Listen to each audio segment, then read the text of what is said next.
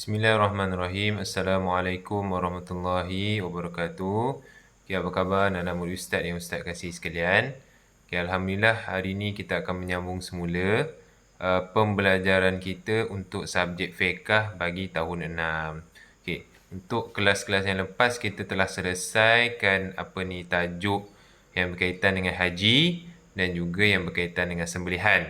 Kan? Dan kita akan masuk sekarang ni pelajaran yang ketiga lah, iaitu tajuk muamalat. Kalau buku teks awak boleh tengok muka surat 30. Boleh buka buku teks muka surat 30 Okey. Muamalat muamalat tu apa? Sebenarnya sedar atau tidak sedar, sebenarnya perkara yang berkaitan dengan muamalat ni mungkin ada yang pernah dengar kot kan. Muamalat, apa tu Ustaz muamalat? Sedangkan perkara tu kita buat sepanjang setiap hari dalam kehidupan kita, pastinya akan berlaku proses muamalat. Apa dia yang disebut muamalat tu? Kita akan belajar dalam kelas hari ini. Kau boleh hari ini, untuk hari ini kita akan cuba habiskan satu tajuk lah. Okey. Tengok ada gambar apa tu? Bank Islam kan? Ni antara contoh-contoh muamalat yang mana ditunjukkan dalam buku teks lah. Bank. Ni dia buat apa tu? Apa? Perempuan pakai tudung kuning. 3 orang pakai tudung kuning. Dia buat apa tu? Sedang bekerja. Kan? Dan juga tengok gambar yang di sebelah kiri. Apa pakcik tu tengah buat apa tu? Tengah jual ikan. Itu juga sebahagian daripada muamalat. Lepas ni kita akan ceritakan. Okey. Buka muka surat seterusnya. Buka muka surat 31. Okey, ni pakcik tu tengah beli ikan. Okey, kita pergi kepada pengertian muamalat. Kejap Okey, pengertian muamalat. Apa dia pengertian muamalat? Ustaz, muamalat ialah aktiviti hidup seseorang seperti jual beli, tukar menukar, minjam meminjam dan sebagainya. Ini dari segi pengertian dalam buku teks lah. Kalau yang Ustaz belajar, muamalat ni dia sebenarnya satu bidang yang sangat luas lah. Sangat luas, sangat besar. Kenapa? Kalau dalam universiti sendiri akan ada satu pengkhususan khas, iaitu contoh dia pengajian syariah muamalat. Maknanya muamalat ni satu perkara yang besar lah. Antaranya adalah bahagian jenayah. Jenayah tu juga adalah sebahagian daripada muamalat. Apa ni perkahwinan? Perkahwinan tu juga adalah perkara yang berkaitan dengan muamalat. Apa lagi? Jual beli ni ada disebutkan, jual beli, tukar-tukar barang, pinjam meminjam dan sebagainya. Perkara itu kita akan belajar selepas ini. Okey. Secara umumnya apa yang kita perlu tahu tentang muamalat ni adalah satu perkara yang berlaku di antara manusia dengan manusia. Hubungan antara manusia dengan manusia. Okey, kalau manusia dengan Tuhan kita panggil apa? Kita panggil ibadah. Maknanya kita dengan Allah itu adalah perkara yang melibatkan berkaitan dengan ibadah. Tapi kalau manusia dengan manusia, dia ada satu istilah yang dipanggil sebagai istilah muamalat. Kerana berjual beli. Kita jual beli dengan siapa? Dengan apa? Dengan Allah. Kita tak berjual beli dengan Allah. Kita jual beli dengan manusia. Kita jual beli dengan haiwan ke? Tak kan? Tukar menukar bersama kita tukar menukar dengan manusia. Pinjam dan sebagainya. Kahwin pun dengan siapa? Kahwin pun dengan manusia. Kalau contoh kita buat salah atas dunia ni, kalau dengan Allah tu iyalah. Kalau buat salah dengan manusia ni, contoh kita ambil barang kawan kan, kita curi barang dia. Jadi jenayah kan. Itu dengan siapa? Dengan manusia. Jadi secara umumnya muamalat ni adalah satu hubungan di antara satu manusia dengan manusia yang lain. Okey. Seterusnya kita pergi cepat je. Kita pergi muka surat yang 32. Okey. Kita tengok apakah hikmah muamalat? Hikmah muamalat ialah yang pertama, Ustaz, memelihara dan memupuk keadilan dan amanah. Okey, ini muamalat Islam lah. Maknanya bila kita sebagai orang Islam, kita perlu mengamalkan muamalat ataupun hubungan antara satu manusia dan manusia lain dengan cara Islam. Okey. Yang kedua adalah hikmahnya apa? Sentiasa tolong menolong. Okay, yang ketiga, memelihara hak asasi individu dan masyarakat. Kerana apa? Kerana Islam ni adalah satu agama yang menyeluruh dan mana dia sangatlah menjaga hak asasi dari sudut individu dan juga hak asasi masyarakat ataupun orang yang kita urusan lah. Kita ni individu. Bila kita libat orang lain, masyarakat. Okey.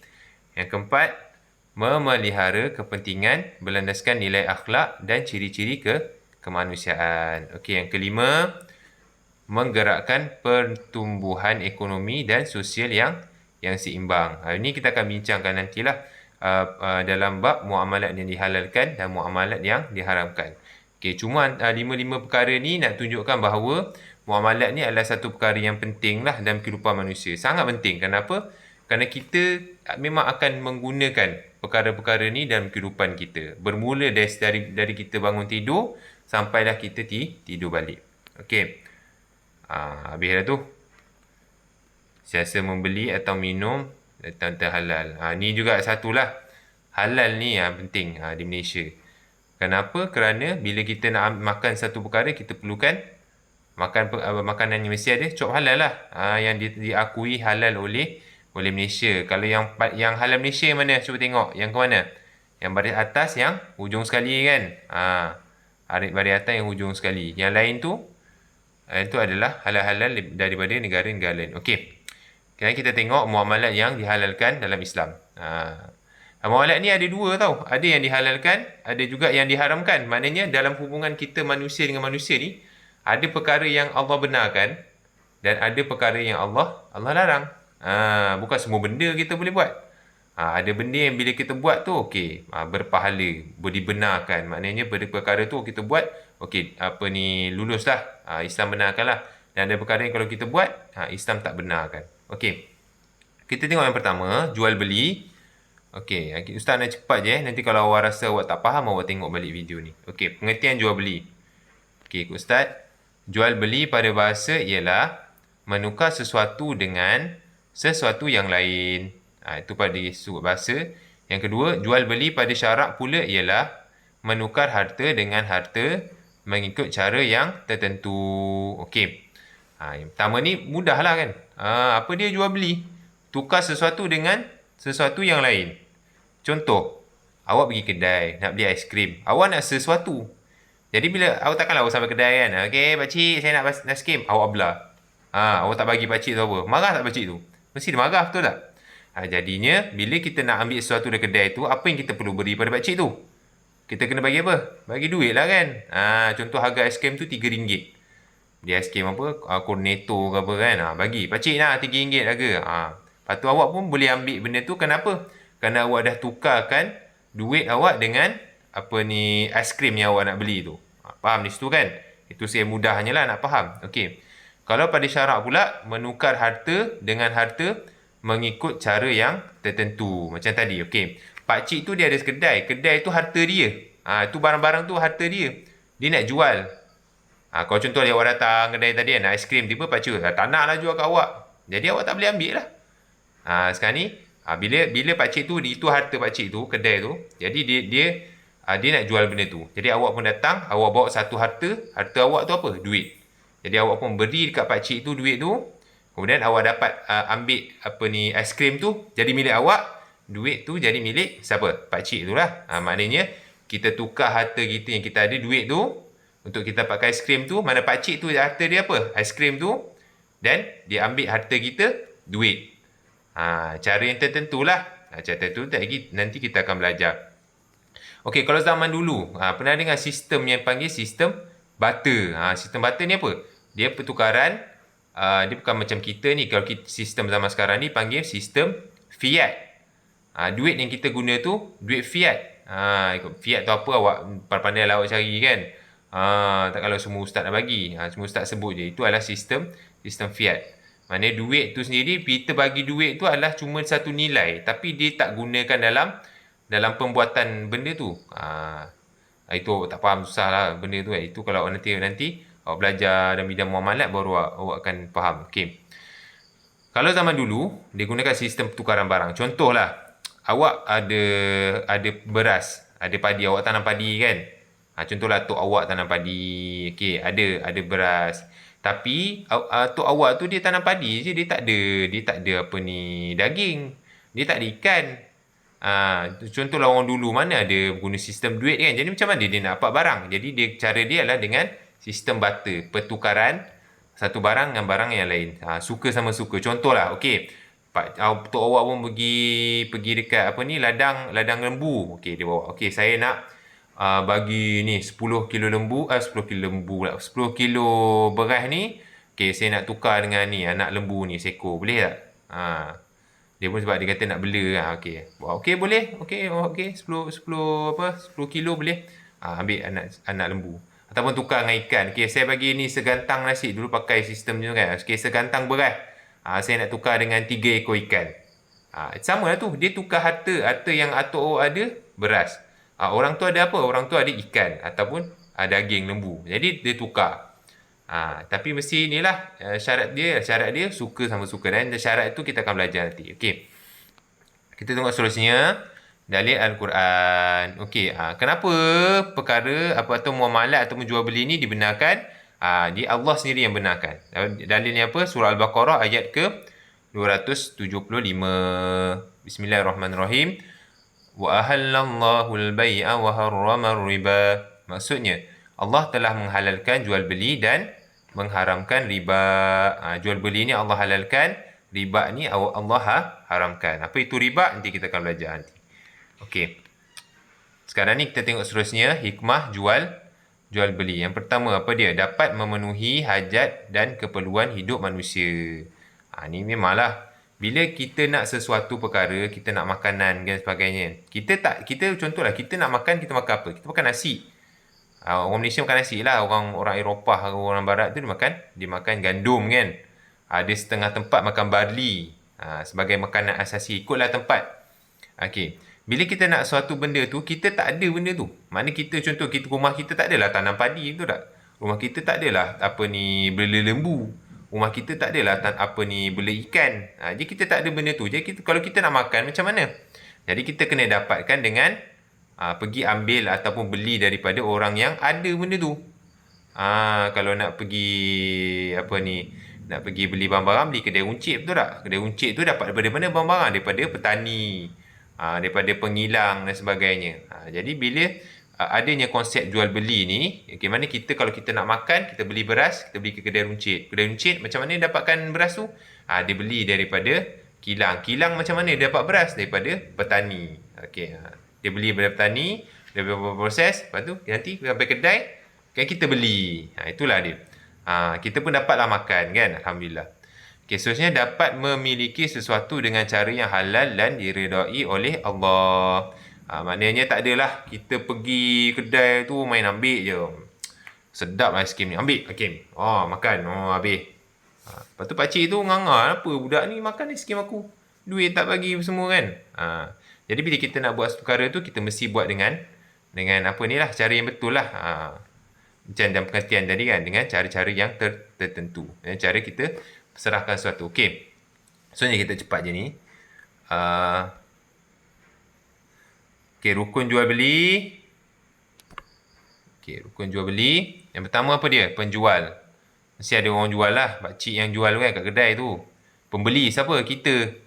Mungkin kena ada harga. Harga ni penting. Yang keempat, mesti ada barang yang dijual.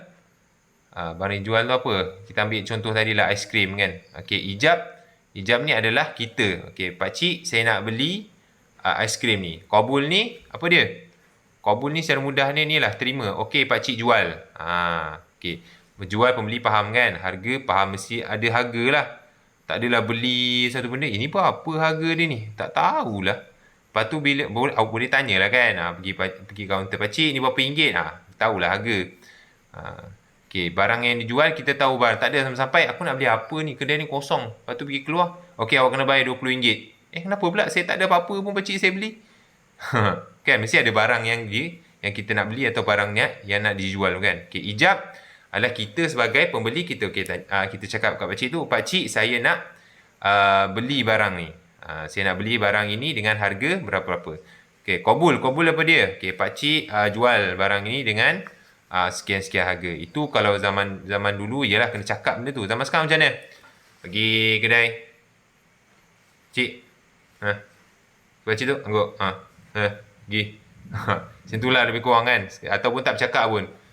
Tengok. Okey, RM5. Kita pun keluar dompet. Bagi duit. Itu Orang tu senyap, tu dah pergi. Tu kira ijab kabul lah. Zaman sekarang ni itu kira ijab dan kabul lah. Kerana apa ni, zaman sekarang ni zaman cepat kan, lebih memudahkan. Okey, seterusnya kita cuba habiskan tajuk ni. Okey, syarat penjual dan pembeli. Okey, yang pertama Islam. Jika membeli mushaf Al-Quran ni untuk yang Al-Quran je lah. Kita nak beli Al-Quran, kita mesti beli pada orang Islam. Tak kalau pergi jual acong kan, acong yang bukan Islam, agama Buddha dia jual Al-Quran, tak boleh lah nak beli kat dia. Sebab apa, dia pun tak mengaji Al-Quran tu. Jadi dia pun tak percaya pada Al-Quran. Jadi untuk yang Islam ni, untuk jika kita nak beli Al-Quran, syarat dia kita mesti beli pada orang Islam. Tapi kalau untuk yang lain boleh tak beli keropok ke, pergi Speedmart kan, nak beli jajan ke, tiba yang jual, yang jaga cashier tu orang bukan Islam. Boleh tak beli? Boleh, tak masalah. Yang kedua, tidak dipaksa. Boleh pula nak paksa kan. Kau bagi aku benda ni, dia harga RM3, kau jual harga 20 sen. Tak boleh lah. Tidak paksa, mesti rela. Dua-dua pihak rela di antara satu sama lain. Okey, awak pun rela lepaskan RM3 awak nak beli aiskrim. Pakcik tu pun rela lepaskan aiskrim tu dengan duit yang dibagi tu. Dia ada juga konsep tawar-menawar kan. Itu adalah tu. Okey, berakal. Maknanya waktu beli tu orang tu antara pembeli dan penjual tu adalah orang yang berakal lah. Kalau mana jual beli dengan orang gila, macam mana? Boleh tak? Kalau ikut ni, dia mesti kalau contoh orang gila tu ada orang yang tolong dia. Yang dalam proses jual beli tersebut. Okey. Okey, seterusnya syarat harga dan barang. Okey, yang pertama, barang itu mestilah suci dan bersih. Suci dan bersih. Maknanya tak adalah tiba dia lumur dengan najis ke apa kan. Mesti dia susun elok, barang tu adalah memang barang yang dia jual. Itulah keadaan dia. Tak adalah dalam keadaan yang suci ni kita tahulah bebas pada najis kan. Kalau jual baju macam mana, itu lain. Okey. Bersih maknanya tak adalah dah expired dan sebagainya, mana dia tipu orang. Ni barang baru ni. Tapi rupanya barang tu dah expired kan. Okey, yang kedua, barang itu kepunyaan penjual sendiri atau wakil penjual. Macam Ustaz beritahu tadi kan. Okey, kedai runcit tu pakcik tu punya. Barang-barang tu semua pakcik tu punya. Ataupun dia the boss dia kan. Dia cuma tolong jaga cashier je. Jadi dia lah orang yang wakil penjual tu lah. Tak adalah dia contohlah seorang tu dicuri barang kan. Contoh ada kes curi kasut dekat masjid. Dah curi. Okey, jual kasut bandel. Itu tak boleh lah. Sebab apa? Sebab benda tu bukan milik dia. Dia mencuri satu hal. Lepas tu dia jual pula yang bukan milik dia kan. Okey, yang ketiga, barang diserahkan kepada pembeli ketika melakukan akad jual beli. Maknanya waktu beli tu, kita serah barang tu lah. Okey, sekarang ni macam mana? Untuk sistem online kan. Awak beli kat Shopee, beli kat Lazada. Awak tak dapat waktu tu. Jadi macam mana? Macam mana perkara tu? Adakah jual beli tu sah? Kalau ikut zaman sekarang sah lah. Kerana apa? Kerana memang dah berkembangnya teknologi. Huruf kita pun dah faham bahawa bila kita beli sesuatu tu, kita menyerahkan kepercayaan pada orang tu bahawa dia akan hantar kepada kita. Dan memang zaman sekarang begitulah. Ada segi perbincangan ulama' pun, ulama' membenarkan perkara tersebut. Walaupun tak dapat waktu tu lah. Kita beli tu, kita tekan. Lagi berapa? 2-3 hari sampai. Kadang seminggu sampai. Tapi yang penting, kita yakin yang penjual tu akan hantar barang tu. Okey. Yang keempat, barang yang dijual atau dibeli diketahui tentang jenis, kadar dan sifat. Ini ya kalau contoh kita nak balik kepada online tu kan. Bila kita beli tu kita nampak, macam ni baju dia. Saiz dia macam ni. Macam mana bentuk dia kita tahu. Apa yang barang kita akan dapat kan. Kalau contoh kita beli depan memang kita nampak lah. Barang ni macam ni. Okey, kita ambil, kita beli. Tapi kalau yang online ni, mesti kita tahu. Okey, jenis apa yang kita beli. Kita beli baju. Okey, baju tu macam mana? Okey, kita beli saiz XL.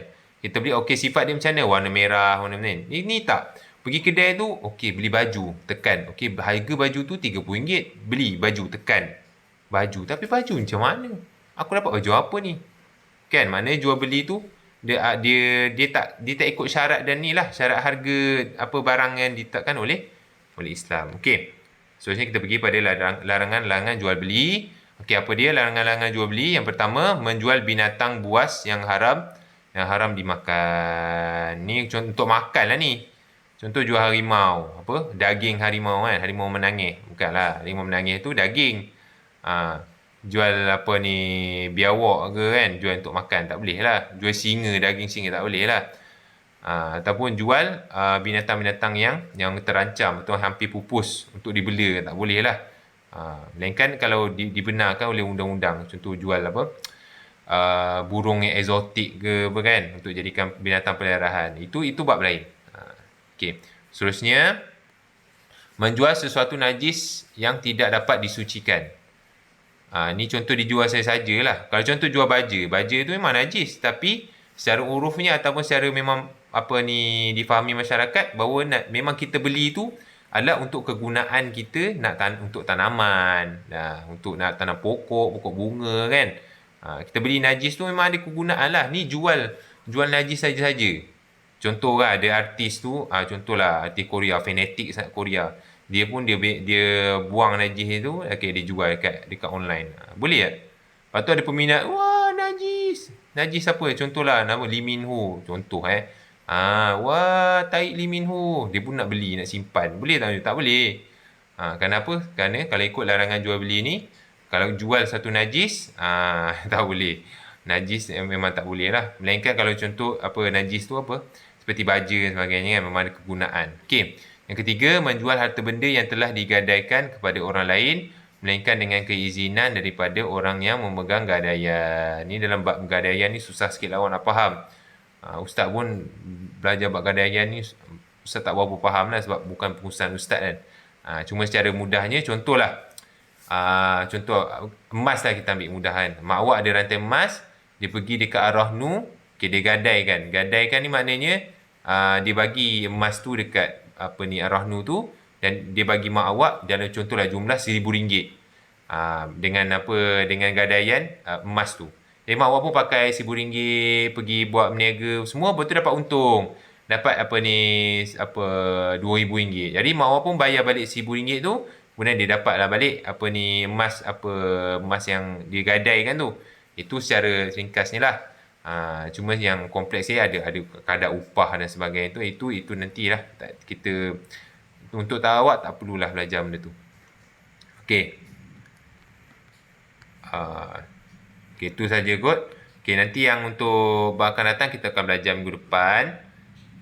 Okey, kita ulang baliklah cara ringkasnya apa yang kita belajar pada hari ini. Okey, muamalat. Muamalat ni ada dua, muamalat yang diharamkan dan dihalalkan, dan juga muamalat yang diharamkan. Untuk yang pertama ni, apa dia muamalat yang dihalalkan? Iaitu jual beli lah. Jual beli maknanya kita buat satu urusan, ambil satu harta pada orang lain, kita bagi harta kita. Itu yang secara mudahnya.